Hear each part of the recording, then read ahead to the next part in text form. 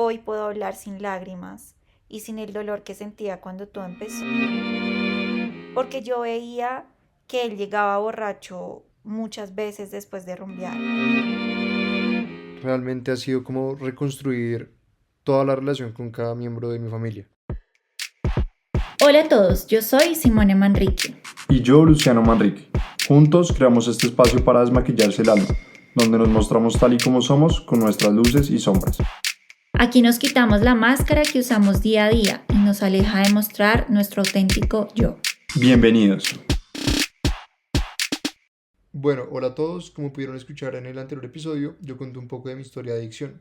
Y digo un poco porque realmente en este tema hay mucho más por contar, reflexionar y aprender. En este segundo episodio vamos a ver cómo se puede vivir la historia desde el otro lado, desde el lado familiar.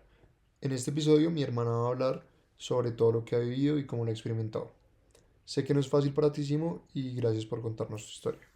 Gracias Luciano y gracias a todos los que nos están escuchando. Antes de empezar quiero decir que hoy puedo hablar sin lágrimas y sin el dolor que sentía cuando todo empezó. Sin embargo, como familia seguimos teniendo muchas emociones alrededor de este tema, como el dolor, el miedo, la incertidumbre, así como también agradecimiento. Así es, Simo, realmente ha sido bastante duro pasar por todo esto. Pero como dices, en estos momentos hay demasiadas cosas para agradecer. Pero primero que todo, cuéntanos cómo ha sido vivir esta adicción desde el otro lado. Para empezar, quiero decir que cada persona en la familia vivió esto de una forma completamente diferente. Mis papás lo vivieron de una forma, mis otras hermanas, que tienen la misma edad de Luciano, lo vivieron de otra y yo de hermana mayor de una diferente. Yo soy 11 años mayor que mis hermanos y esta situación llegó a mi vida, podría decir que en el momento perfecto. No me quiero extender, pero me parece importante contextualizar. Y es que yo llevaba un buen tiempo teniendo terapia por varios temas. Uno era por un patrón de comportamiento que tenía en mi vida de sufrimiento constante con mis parejas amorosas respecto al consumo de alcohol y drogas, mi propio consumo de alcohol que no tenía coherencia con ese sufrimiento, porque si yo me emborrachaba, porque sufría cuando mi pareja se emborrachaba, no tenía sentido. Y otro tema que va muy de la mano con mi forma de vivir esta situación era la lucha constante que tenía al sentirme responsable de mis hermanos. Seguramente por la diferencia de edad, yo tomé un rol de segunda mamá, por así decirlo, y discutía mucho con mis papás sobre su forma de crianza, de dar permisos, de poner límites. Me sentía impotente cuando la forma en la que mis papás hacían las cosas no iba acorde a lo que yo creía. Entonces, antes de descubrir todo lo que pues ya sabemos, yo ya venía en un proceso de terapia respecto a muchos temas. Venía muy preocupada por mis hermanos y si hablo únicamente de Luciano, estaba en constante preocupación porque yo veía que él llegaba borracho muchas veces después de rumbear. Incluso en unas ocasiones, cuando yo también estaba de fiesta, me tocaba llegar a donde él estaba porque me llamaban porque se estaba pasando de tragos. Pero el alcohol y las borracheras son aceptadas o normalizadas de una forma muy diferente a las drogas. Luego, cuando recibimos la llamada del cine, que esto lo contamos en el episodio anterior, yo pasé por todos los estados y mil pensamientos. O sea, esto fue terrible. Ese momento, ese trayecto desde mi apartamento hasta el centro comercial. Y recuerdo mucho que yo solo le decía a Dios que me perdonara si lo que estaba pensando no era cierto. Porque mi pensamiento en ese momento era, ¿quién sabe qué se metió Luciano? Y quería que fuera mentira ese pensamiento. Por eso le pedía perdón a Dios. Pero desafortunadamente, cuando ya vi a Luciano, me di cuenta que mi pensamiento era cierto. Y cuando vi a mis papás tan asustados, estaba furiosa, porque sabía que lo que él tenía era un efecto de drogas. Y cuando llegamos a la clínica, yo me quedé investigando el celular de Luciano y fue ahí donde descubrí absolutamente todo. Fue muy doloroso, pero sobre todo lo que más me dolía era ver a mis papás en ese estado desconsolador. Entonces tuve que tomar una postura de fortaleza. Inmediatamente empecé a buscar ayuda, hablé con mi psicólogo, él me dio toda la información sobre lo que yo estaba descubriendo en el celular de Luciano, porque la verdad es que no entendía nada, todos los nombres de drogas y todo eran chino para mí. Y pues así fue como poco a poco fuimos viendo el paso a seguir. Mi psicólogo nos ayudó un montón a guiarnos, a guiar a mis papás también. Y pues cuando Luciano salió de la clínica, decidimos que él tenía que ir a rehabilitación. Siento que en todo esto hay mucha desinformación, a pesar de que las drogas son un tema que tenemos muy cerca.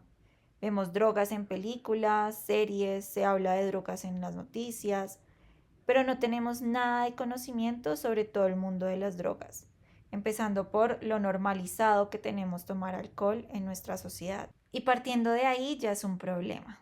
Si algo aprendí de todo esto que viví es que tomar alcohol sin control no tiene ningún sentido. Yo vivía en un mundo superficial donde la fiesta era lo máximo para mí, donde ir a un paseo con amigos era un mercado lleno de alcohol. Y lo peor de todo es que me sentía orgullosa de eso. Ponía historias en redes sociales de todo lo que nos estábamos tomando. Totalmente de acuerdo, Simo, con todo lo que dices. La verdad me trae bastantes recuerdos, pero bueno, me identifico mucho con lo que acabas de decir. En mi caso, además de mi adicción, realmente tuve bastantes problemas con alcohol, como ya los mencionaba. Y me identifico contigo en lo ridículo que era salir, tomar y subir historias como si eso fuera algún logro. Pero bueno, Simo, además de este dolor tan fuerte que sentiste al descubrir todo esto, me gustaría saber qué otros sentimientos pasaron por ti en estos momentos. Bueno, pues en un principio sentí mil cosas. Como ya dije, el dolor, pero también sentía dolor porque imaginé que te querías morir, que lo único que buscabas al drogarte hasta ese punto de sobredosis era no vivir más. Entonces eso me dolía, saber que estabas así, de triste, deprimido, no sé, y que no pude hacer nada para pues ayudarte, como que no pude estar ahí para ti. También sentía rabia porque por otro lado pensaba como que en nuestra familia no hay nada más sino amor para dar. O sea, eso sentía yo, que mis papás han sido demasiado hermosos con nosotros, que nos han dado mucho amor y todas las oportunidades para que podamos crecer y ser felices. Entonces me costaba mucho entender ese sentimiento de depresión tal vez por el que estabas pasando. También durante algunos meses empecé a sentir mucho miedo con las llamadas. Cada vez que me entraba una llamada de mis papás o de un número desconocido, sentía que me iban a dar una mala noticia. Era súper loco. También me obsesioné con todos estos temas, busqué muchísima ayuda. Mi día a día eran informándome, leyendo, yendo a grupos, a terapia. No hice más durante unos 4 meses más o menos. Y eso también me llenaba de miedo, porque la realidad que hay detrás de todo el tema de adicciones, pues en muchos casos y testimonios que yo escuchaba, era muy tormentoso y triste. Entonces no quería seguir viviendo eso. Y hoy en día, aunque lo dejo en manos de Dios, no dejo de sentir temor de una recaída, porque quien es adicto en realidad pues es que puede recaer en cualquier momento, en un año, en 10 años o incluso en más. Así esté limpio durante todo ese tiempo, puede volver a recaer. Y por eso soy consciente que esto es algo en lo cual es muy importante trabajar a diario. Muy cierto, Simo. El ser adicto realmente es algo que dura para toda la vida y es una lucha que uno tiene que sostener día a día. Pero bueno, Simo, pasando un poco a las cosas positivas y enseñanzas, quisiera saber sobre las cosas lindas que has sacado de todo esto. Pues una de las cosas más lindas que salió de todo esto es la relación que tengo hoy contigo. Para que entiendan, Luciano y yo teníamos nuestra relación de hermanos muy mal. Yo sentía que él me odiaba, él no me quería porque yo era fuerte, porque yo era quien le decía a mis papás que no lo dejaran salir. Yo no era una hermana amiga que le acolitaba sus rumbas o borracheras. Yo intentaba ser chévere y quería ser amiga de mis hermanos, pero estaba muy confundida. Quería que ellos me quisieran y que no tuvieran esa rabia constante conmigo. Entonces un par de veces fui de fiesta con ellos, tomaba alcohol con ellos, me emborrachaba con ellos, pero mi rol de segunda mamá siempre estaba presente. Yo siempre que hablaba en terapia decía que una de las cosas que quería mejorar en mi vida era mi relación con mis hermanos. Y siento que todavía falta mucho, pero por lo menos con Luciano, con quien yo sentía que de mis hermanos era con quien estaba peor la relación, ahora estamos aquí haciendo este podcast. Y eso demuestra cómo de una situación difícil le sacamos un fruto enorme. Por otro lado, siento que haber vivido todo esto cambió muchas cosas en mí. Y con esto quiero contar que cuando Luciano entró a rehabilitación, vino un proceso también para mí. Empecé a ir a Alcohólicos Anónimos, a un grupo de familiares de adictos, y aquí entendí que yo tenía muchos problemas con este tema. Me vi en espejo con muchas personas que contaban su historia y yo decía, Dios mío, es muy parecida a mi historia. Para que sepan, mi papá biológico murió en una madrugada después de una fiesta en medio de alcohol. Un tío murió en un accidente y estaba tomado. Varios de mis abuelos tuvieron problemas de alcoholismo, lo que los llevaba a tener otros problemas.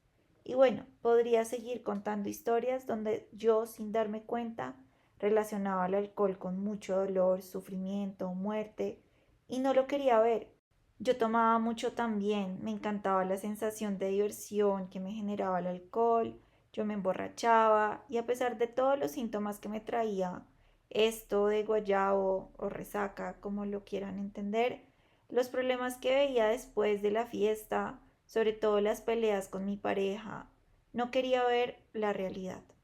Y haber vivido esto, honestamente, fue perfecto, porque yo venía en un proceso de terapia donde me estaba dando cuenta sobre la realidad del alcohol, pero haber tenido que asistir a Alcohólicos Anónimos fue para mí el quiebre final para entenderlo todo, donde dije o cambio o este patrón seguirá siendo parte de mi vida. Y por último, una de las cosas más lindas que tengo de todo esto que vivimos fue mi acercamiento a Dios, porque Dios para mí fue mi salvación. Me aferré a Él, a orar, a escuchar alabanzas y hoy, aunque no puedo decir que 100% deje de tener miedos o de ser controladora o de no ser capaz de soltar pues absolutamente todo lo que sucede, puedo decir que soy consciente de ese defecto y que estoy en ese proceso de soltar lo que no está en mi control, sino que en manos de Dios. Muy bonito, Simo. Realmente pienso igual que tú. Y a pesar de todo lo malo que hemos pasado y de las cosas feas que han pasado en estos años, siento que de todo esto se saca cosas hermosas y muchos aprendizajes que me han llevado a ser la persona que soy en este momento y estoy seguro que a ti igual. Para mí una de las cosas tan lindas de las que mencionas realmente ha sido como reconstruir toda la relación con cada miembro de mi familia. Porque como has dicho antes, la relación contigo por lo menos era bastante mala. Así como lo era con mi mamá y mis hermanas. Pero ahora con el cambio que he tenido, me he dado cuenta de muchos errores que antes cometía y de eso he aprendido. Pero bueno, Simo, ahora me gustaría saber qué arrepentimientos tienes de lo que has hecho y qué podrías cambiar si tuvieras la opción. Pues la verdad, no sabría decirte algo de lo que me arrepienta porque hoy en día soy muy consciente que cada una de las acciones que tenemos en la vida o todo lo que pues vivimos en sí tiene una razón de ser. Y si algo de lo que hice o de lo que viví en el pasado no hubiera pasado, pues no sería lo que hoy en día soy o no hubiera aprendido lo que hoy en día sé. Entonces no podría decirte algo de lo cual me arrepienta. Ok, Simo, esta pregunta que voy a hacerte es bastante importante y siento que le puede ayudar bastante a las personas que están escuchando. ¿Qué consejo le darías a alguien que está pasando por esta situación? Creo que como lo dije antes, en todo esto de las drogas y adicciones hay muchísima desinformación y por eso tendemos a creer y suponer cosas erróneas.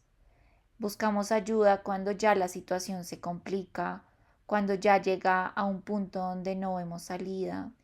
Entonces mi mayor consejo sería que busques la información correcta de expertos en estos temas y aunque sea muy difícil, es muy importante tener fortaleza para aceptar que hay un problema y no esperar a que éste avance y sea más difícil después.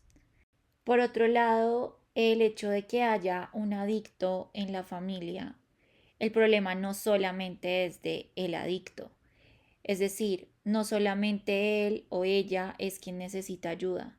Esto es un tema de toda la familia. Por lo general, donde hay un adicto, hay uno o más codependientes en la familia. Los codependientes son esas personas que están ahí para cuidar y salvar a la persona con adicción, involucrándose de una forma obsesiva en las situaciones y problemas del familiar adicto. Y muchas veces terminan frustrándose y adquiriendo características y conductas tan anormales como el propio adicto. Entonces, algo que sí me gustaría dejar súper claro es que no solamente el adicto es quien debe buscar ayuda, también sus familiares necesitan ayuda, terapia y pues de esta forma poder llegar a una solución y a un proceso de sanación. Creo que yo tenía y tengo todavía muchas actitudes de codependiente en las cuales sigo trabajando. Esto es algo para trabajar a diario y de eso tenemos que ser conscientes. No abandonar la terapia o los grupos de ayuda es muy importante. Se nota que estás bastante informadísimo. Pero bueno, ya vamos a cerrar. Quisiera agradecerte por abrirte con todos nosotros, contar tus experiencias, como lo mío sé que no es fácil, y decirte que eres muy valiente y gracias por estar conmigo en todo este tiempo. Gracias a ti, Luciano, y gracias a todos los que nos escucharon hasta aquí. Antes de cerrar este episodio, me gustaría dejarles por último como mensaje y es que cualquiera de nosotros puede caer en una adicción y esto es un problema de toda la sociedad y por eso deberíamos crear un poco más de conciencia al respecto, informarnos mucho más y saber que esto no es un problema solamente de las personas en adicción, sino también de toda la familia en sí, donde en muchas ocasiones por ignorancia o desconocimiento cometemos errores como lo es normalizar una borrachera. Y por ejemplo, en mi caso, yo me puse la máscara de tomar alcohol para poder socializar con mayor facilidad, para divertirme, para que de pronto me aceptaran de una mejor forma mis amigos o mi entorno social, para que mis hermanos también me quisieran más y verme más divertida junto con ellos. Y pues esto no es necesario en realidad para disfrutar la vida. No necesitamos ninguna anestesia para que la sociedad nos acepte. Los queremos y nos vemos en un próximo episodio.